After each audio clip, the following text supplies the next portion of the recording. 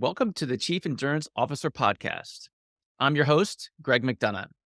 Each week, we hear real time stories from athletes and CEOs on how to maximize performance through an endurance mindset. Let's get started. Welcome to the Chief Endurance Officer Podcast. I'm your host, Greg McDonough. Today's guest is a real estate entrepreneur helping professionals achieve financial freedom with apartment investing. He spent 7 years working as an aerospace engineer on analysis and integration of gas turbine engines in helicopters. That's a new one for me. He's an Ironman athlete, the CEO of Apogee Capital. Please welcome Jonathan Nichols. Jonathan, welcome. Thanks for having me, Greg. I'm super excited to be here doing this podcast today. It's my pleasure. We love talking about endurance and endurance leadership. So my question for you, Jonathan, tell me how your endurance mindset has impacted your life unexpectedly. You know, it's interesting you asked that, and that's part of why I'm so excited to jump on this conversation with you today, because it's a question that my wife has actually asked me several times before. You know, you invest all this time, all this money into these endurance events. Like, what's the benefit? Why are you doing it? You know, and I think for me, you know, I could drone on all day about what I feel the benefit is, but I think just a couple tangible things that I've really taken with me into the business world is, one, play to your strengths.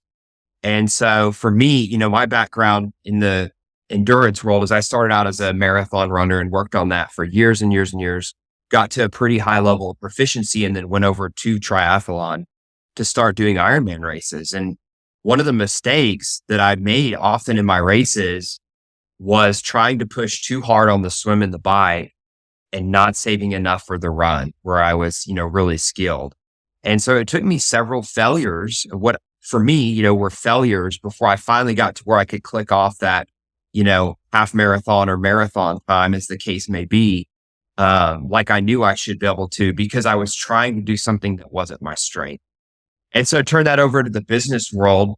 You've already read my background. I'm an aerospace engineer. So, a lot of analytical background, a lot of numbers background. One thing you didn't read is I used to do a lot of negotiation for the company that I worked for between basically government officials that we were trying to certify aircraft with, and then the technical professionals on our team that were trying to prove that they had met those requirements. And so I used to do a lot of negotiation between those two. So those were really my two major skill sets coming into the business world. The things that I didn't understand, in addition to just kind of, I would say, basic business acumen, were things like sales or marketing or how to develop quality relationships. And so those have been things that, I've had to learn as I've, kind of gone along, but also supplement with other people, team members around me that understand them better than me. So I think that was one of the big things. The other thing I definitely wanted to mention that I'm sure you've had other people mention before, but it's just so important, is that you never lose until you quit. You go in these races and, you have people all the way from like a professional level who are incredibly talented, all the way down to someone that maybe it's their first race and like they're just trying to get across the finish line. That's their goal. That's their win, And the truth is, you never lose if you don't quit. And the same's true in business. I do a little bit of coaching within my investing industry now. And I have a student who is working on a real estate deal that, he basically lost the deal like a month ago due to some things that were totally out of his control, just got his teeth kicked on it, honestly. But unbeknownst to me, he kept working and working and working. And the last month was actually able to resolve that and bring the deal back. And now it will likely get across the finish line. And I asked him, I was like, hey, what made you keep going? I thought you just kind of given up, that it was over. He's like, you told me like the only way you lose in this business is to quit. And I just kept going and it paid off for him. So, that's one tangible example that, I've seen this week. So those are the two big takeaways that I would give to your audience. Those are great takeaways. That notion about quitting is difficult, right? I mean, it's at some point you should quit if you're not trained and done the work and put in the time beforehand. But the other side of it, it's really sort of defining what the finish is. Can you elaborate a little bit more on how you worked with clients, coaching clients in the business world, in your athletics, about sort of redefining the finish line when it becomes necessary? Yeah, that's such a great question. I think that there's a couple things going on here. Um, I almost think in the world of racing, it's a little bit easier because most people go into a race with a pretty well-defined successful finish in their mind, right? So like I'm not a professional athlete, but I did race very competitively within my age group, both in marathons and at least at half distance Ironmans, and haven't quite gotten there in the full yet. But so I raced competitively, but I was never a professional, right? So I didn't go into the race thinking I'm going to beat the professionals that were there racing, right? Whereas, like I mentioned, other people, you're doing your first Ironman or whatever, like the goal in your first one is get across it and, become an Iron. That's it. And so I feel like in racing, people typically do a good job of going into the race with their goal defined. But sometimes we don't do that in the business world. We see people that are 30 years beyond us, 10 years beyond us, just a few years beyond us. And we compare ourselves to them and ask, like, why am I not where they're at? The worst culprit, I would argue, is probably social media today. Because not only do you have that issue of comparing yourself to people that are far ahead of you, you're comparing your average day to their absolute best day that's marketed on social media, right? And so, I would just say, like, you got to run your own race. You got to know what your goal is. You have to know what's reasonable to accomplish, what's a SMART goal people talk about a lot. And I think that developing that can come with input from others, but ultimately, you have to define what it looks like for you and be comfortable with it. So expanding on that slightly, can you give us an example of how your training and racing goal setting, those strategies and techniques have then been applied to your business endeavors and your entrepreneurship? Yeah, absolutely. I mean, the easy one to pull from, obviously, it coming from the Ironman world is discipline, right? Um, I feel like there's a lot of races. Like you could, at least if you're a reasonably healthy person, you could sign up for, say, a half marathon, and you could go. You may walk it, but you could cross the finish line in a week if you needed to. With an Ironman, there's no cutting corners. Like if you want to get across the finish line, there is a base level of work that you have to complete to be able to finish it. And so you have to be disciplined in order to do that, whether it means, waking up early in the morning to do your workouts before your workday begins, or after work immediately, or whatever that looks like. You have to be very disciplined, that training regimen. And I find that the biggest killer of people who go into the world of entrepreneurship is they don't have that kind of discipline regiment within their business. And it comes down to first defining, what it is that you need to be working on. What is your, one thing, if you will, that's going to push you forward in your business. So for example, in my world of real estate investing, there's really two things, and it's finding deals and it's finding investors for those deals. It's those two things. And so, I mentioned I do coaching through one of the programs I participated in. That's kind of on the side. But the thing that I tell my students in that coaching program is that if you come to me and you're giving me your progress report, and it doesn't start with, I did XYZ to help me find a deal, or I did XYZ to help me find an investor, then you wasted your time. Like you may have been doing something that was generally good to do, but it's a second or third tier level of importance activity. And that's actually going to prevent you from being successful in the business because you weren't focused on those first tier activities. So you got to know what those first tier activities are. And then you have to schedule the time and be disciplined about working on them. That's awesome. And you're spot on. So in your racing, what is a first tier activity? How would you define that for the endurance side of your lifestyle? Yeah.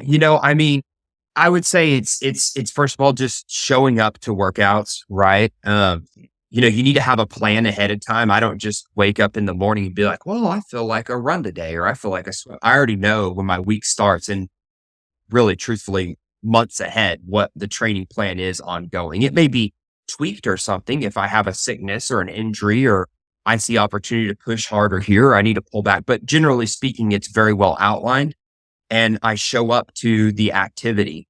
And then, you have to be smart about how you do it. You have to use your time and your energy effectively, do the right workouts at the right time. And so I think that's a little bit more into the tactics, into the weeds. Probably in the business world, that looks like, okay, I'm going to do activities that help me find a deal, for example, but specifically, what are those activities that are most effective? And that's probably where, mentorship, where, measuring certain metrics to see how you're progressing or not progressing really comes into play to see, which of those activities are most effective. But it's really showing up. And then I would say, kind of tweaking those activities, those tactics that help you most easily accomplish your goal. Very well said. Another question came to mind while you were saying that. While we race and while we're in business, there's never the perfect day. You get to the starting line and something's going to happen during that day or during that business cycle that you weren't expecting. How do you prepare yourself for that, for those situations? Yeah, that's tough, right? Because there's so many different ones. I think that there's kind of a couple things there. Um, One is you prepare by practicing. So things also go wrong at times when you're practicing, right? For example, you need to go on a long run on Saturday morning and you wake up and it's pouring rain outside. Is that an excuse to not go run, or do you just kind of put on the appropriate gear and get after it, right? And you have to caveat a little bit because I used to take this idea to the extreme. So when I first started running marathons and was 10 years younger and maybe slightly more gung ho than today, I would start to feel a sickness coming on, like a cold or whatever. And, you kind of have that first day where you're like, not that bad, but it's coming. And I would just go bury myself with training that day. I was like, I know I'm going to be out for 2 or 3 days, so I might as well make this day count. And that was a mistake. In hindsight now, I would take that time to maybe do something easy, but mostly recover and try to get over that sickness more quickly. So I say all that with a grain of salt, but I do think there are specific times in practice where in our mind, we make excuses instead of using that as a way to train our minds to overcome obstacles that come in our way. So I think that's one of the big ones. I think the second big one that's right there with it is preparation. Certainly there's always obstacles that are going to come in your way, but a lot of times there's also things that you can prevent. So, let's talk about nutrition, for example. People oftentimes will blame their nutrition for failures when they're trying to have a successful race. And certainly nutrition can throw curveballs or cause surprises, but by and large, if you train with the same nutrition and you do the same routine every day, you are most likely going to have a smooth race in regards to nutrition. And I think we could give 10 other examples like that. And so I think that, preparation can eliminate a lot of those obstacles that otherwise could really ruin your day. Absolutely. And the nutrition comments are spot on, right? It's don't go to race day and eat off the course if you haven't been eating that type of goo or that type of bar. Like you got to bring to race day the materials that you've been training Yeah. over and over and over with. Flipping that over to the business side, and you talked earlier about being a negotiator. Um, I would imagine in your negotiations, you had many times practiced before getting into the negotiation or even lengthy preparation. Educate us on your negotiation strategies, your negotiation preparation, those types of things. Yeah. So let me first of all re-clarify that when I started doing this type of work, it was kind of by accident in my career. It was one of those, everyone in this building is an engineer and probably doesn't have great people skills. Let's just pick the person that's, the best out of the worst, right? And so I just kind of got thrown into it and had to figure a lot of things out on the fly. I didn't go to business school. I didn't go to hostage negotiation school or anything like that. But there were a few things that I learned very quickly just from, being thrown into the real world. One thing is that you have to have the ability to understand other people's perspectives, right? So, as people come into a meeting or a negotiation, everyone's got a different lens that they're looking through. And your ability to take off, your lens and put on theirs and see what they're seeing is probably the first key to being able to effectively communicate with them and figure out, kind of what their pain points are. So I would say that, coming from the government side of things, for example, the FAA, they want people to be safe. The FAA, whether you like government regulations or not, we all have opinions. Flying is one of the safest modes of transportation there is. Like when you hear about a plane crash, it's a big story because it's so infrequent. And whether it's because of the FAA or in spite of them is a whole nother argument. But, those officials come to these meetings with the perspective that we want to have the safest transportation we possibly can. And so you have to know that. On the other side of the aisle, you have engineers who are, working for the business, and there's kind of a couple competing things there, right? You have people who they've spent their whole life to be a technical expert in this one area.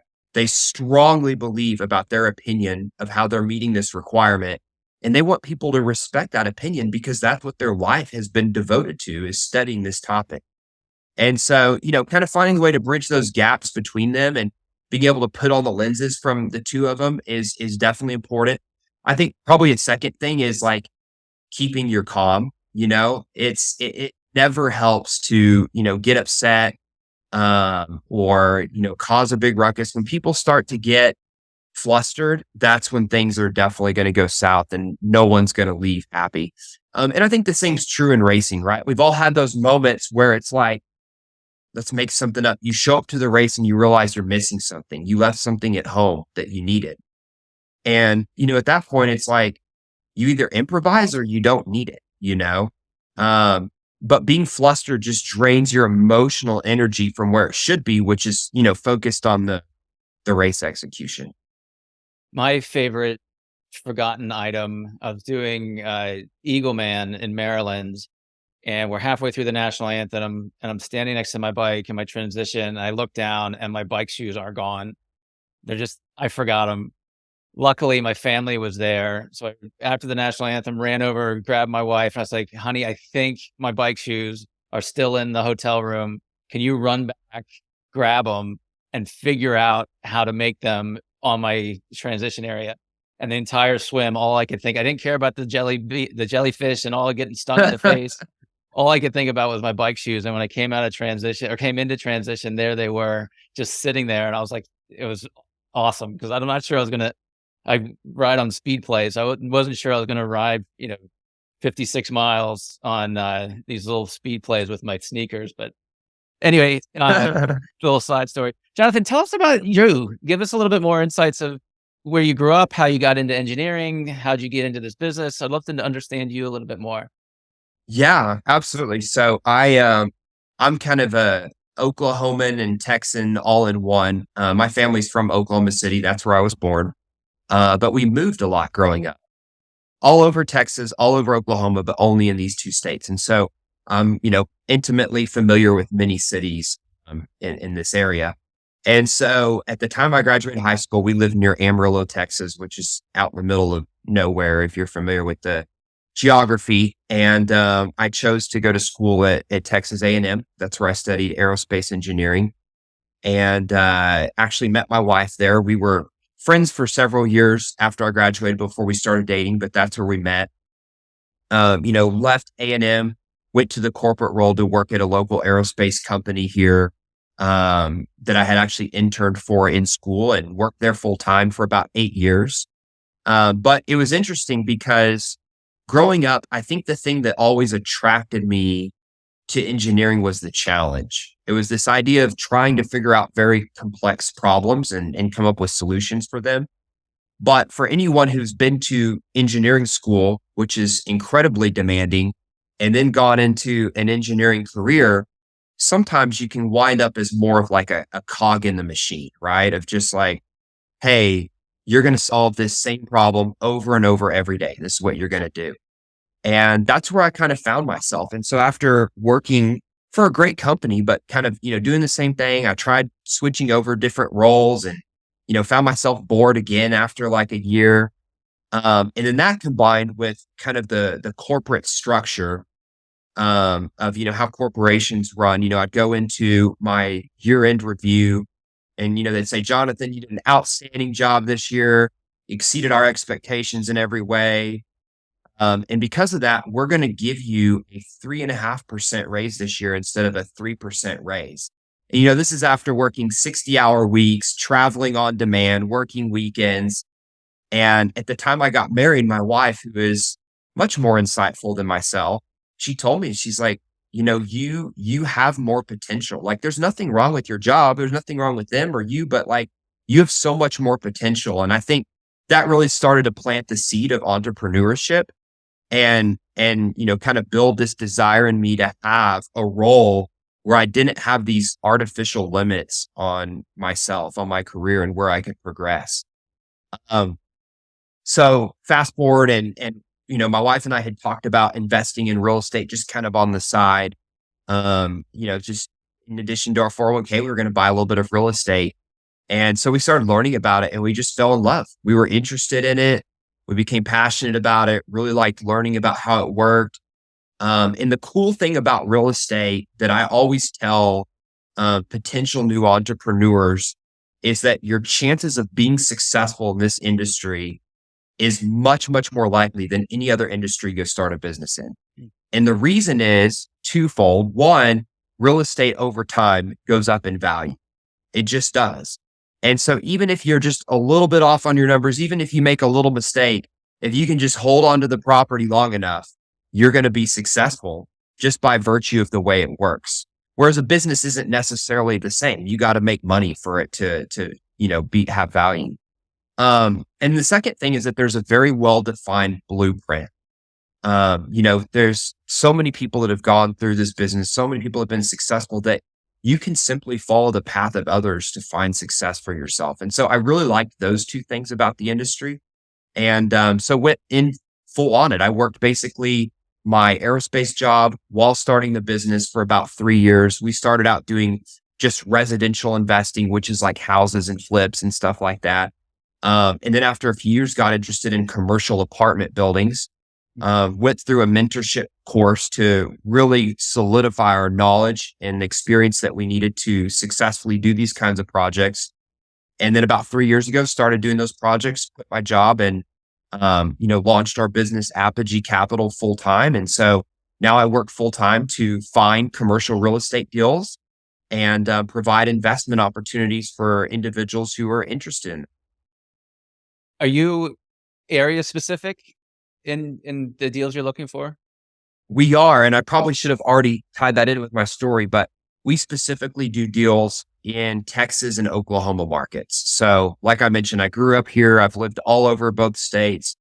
So when someone calls me and they're telling me about a deal in another city, I very likely know where they're talking about. Because one thing that everyone knows about real estate is that location's the most important factor when you're buying a property. And so understanding your market and where you're buying at is key if you want to be successful. So Texas and Oklahoma is our focus.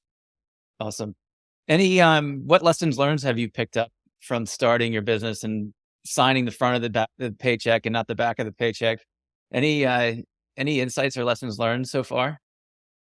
Yeah, I mean, a few of them would obviously be, the ones I translated from the world of Ironman and, endurance sports. But beyond that, I think a lot of it is just, it's given me a different perspective. So, I mentioned my frustrations when I worked in the corporate role, but now being a business owner, I see how a business works and like, okay, I can look back, see myself in the position I was in and understand like, no one was ever being malicious to me. I had a great career, a great job experience. It's just, that's how a business works. You need systems. You need people that fit into those systems to make it run. And some people are very happy in that type of role and some are not. I was obviously the latter. So it definitely gave me a new perspective from that end.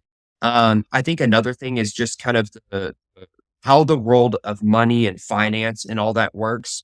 It really opened my eyes to that. Like I mentioned, as an engineer, things that I did not study in school was, business acumen or sales or marketing. And so learning about all those things has definitely been very eye-opening and just helped me to have more clarity on how I think, the world and the economy works. Um, and I think probably just the biggest thing, if I had one just main take home message, it would just be the unlimited potential that you can have as an entrepreneur. There's stuff that's happened in our business. And I mean, I would say we've been, successful. I think there's people who are more, and there's people that's less, but, we've done well. Obviously, my wife and I both run the business full time, and that's a good level of success that I know many entrepreneurs never have.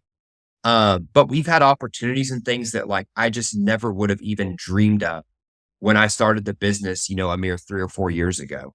And so just understanding like, wow, the reward, the work is probably more than what you think it is, just like it is in triathlon, but the reward is just so fantastic. You're absolutely right. I'm curious, as a business owner, and many would say we're standing at the top of this pyramid, and it's very lonely. Where do you find your support? Yeah, so that's one of the things that it's funny you bring that up. That actually is one of the things that I'm working on with like my goals and stuff for 2024 is really in the area of relationships. I think vulnerability within relationships to have good connections. I think areas that I've been successful in that so far would be finding mentors and peers that I hang out with. We just talked offline. We jumped on this. I'm in a book club this month with other entrepreneurs talking about something that's very useful to me that I might not otherwise make time to carve out and learn about on my own. And so, being a part of groups like that, and this was it wasn't a special invite or anything. It was just a Facebook blast from a friend of mine that's an entrepreneur. Hey, who wants to be on a Friday morning book club? And I immediately raised my hand. And so I think just showing up for people and for those kinds of opportunities is important. Um, I think that probably, the things I need to work on over the next year where I think I can improve would be kind of that vulnerability and talking about challenges that I have in order to connect with other people and solve those challenges. And just being more open about the business and stuff because, the entrepreneurs I see that are very successful, that's something that I've noticed they all do very well.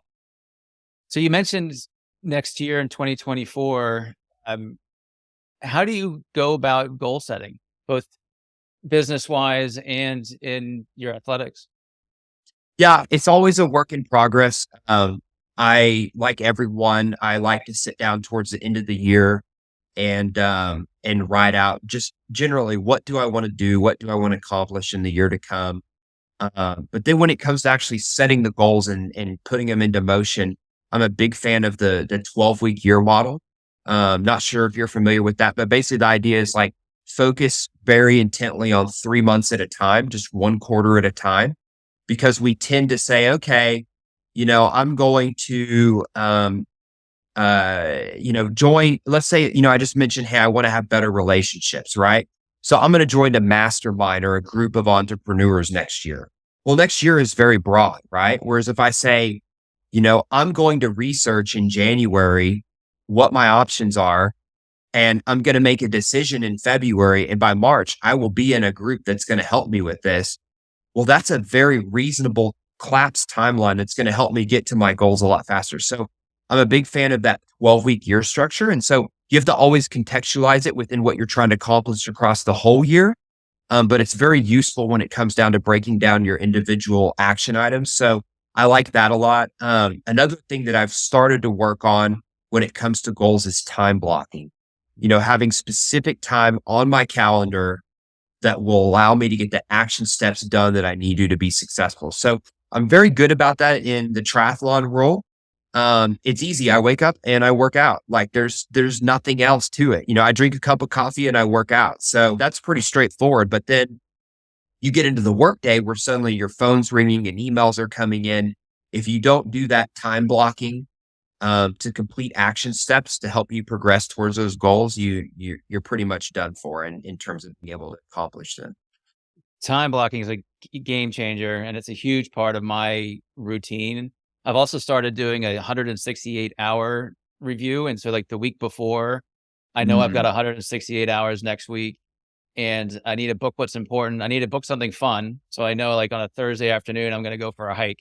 And so when I get into the minutia on Monday, I'm like, you know what? This isn't too bad because on Thursday afternoon, I'm going to be out there having a Mhm. hike. But I love the 12-week calendar model because it's like I find the year end and goal setting, it's so sort of time driven. And it's like, why is December 31st so important and January 1st so important? Why aren't we kind of reviewing and looking forward on a more frequent basis? And your 12-week calendar idea, 12-year idea would certainly solve some of that.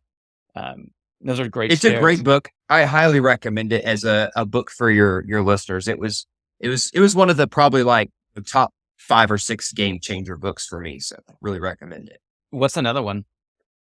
Um, you know, I've already mentioned the time blocking. So I would say the one thing definitely is up there in that if your listeners have it. And then one other that's probably worth mentioning that's had a big impact on me over probably about the last year. Yeah, probably about the last year has been a book by Ed Milet called The Power of One More. Highly recommend that book. Highly recommend his podcast. And it's a little more about just holistically in life, developing a life that, you're happy with. We talked about at the beginning of this, what is success? You're going into a race. It looks a little different for everyone. And when we go race, we're fine with that. But somehow in real life, we start to play this comparison game. He kind of helps break down what does success look like for you in your life? And then what are the things you need to do to go after it? So that one's been a game changer for me here in the last year. That's fantastic. And we'll include those links in our show notes for sure. Jonathan, what else Cool. do you do for fun? So outside of triathlon, a couple of different things I would say. My wife and I were very involved in our local church and volunteering. That's really important to us. My wife is actually originally from Colombia. She immigrated here on asylum when she was like 12 or something. And so over the last few years, I've taken it on myself to learn Spanish. So that's been a hobby that I've kind of done on the side that's been very fulfilling. And then we both like to travel the world. So we actually just got back. We were in Europe for about 6 weeks and just drove all over the continent. And that's definitely the biggest trip that we've taken as terms of time. But, we like to do some kind of international type trip at least once a year. That sounds wonderful. And lastly, how could an audience member get in touch with you?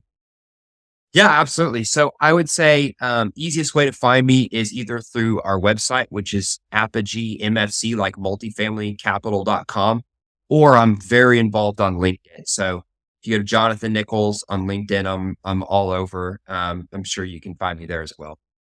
Awesome. And Jonathan, it's been fantastic having you on the show. I really enjoyed our comparisons between endurance training and the business world and learning more about your real estate investment opportunities. I could go on and on and on around time blocking. Um, it's been a fantastic having you on the show today. I asked the audience if you got any value out of today's show, any of these lessons learned. I mean, please like the show. Please subscribe to the podcast. Please share Jonathan's message to our community so that we can get more entrepreneurs out there, get more Ironman competitors. Again, Jonathan, it's been great connecting with you, and I really enjoyed having you on the show. Thanks, Greg. I have to say, this is like probably, I get to do a lot of real estate related type podcasts, but this has been one I've been really looking forward to. I think it's a great topic. I think it's very valuable, even for someone who isn't in doing endurance sports, just the lessons learned and stuff. So really appreciate the opportunity. Thanks for having me. It's my pleasure. And another takeaway I picked up was that you never lose until you quit. So Mm. for those audience members, take that with you and enjoy what that tells you. Thank you for tuning in to the Chief Endurance Officer podcast. To hear more inspiring stories and strategies around the endurance mindset, be sure to subscribe below or visit us at chiefenduranceofficer.com. Until next time, keep pushing those limits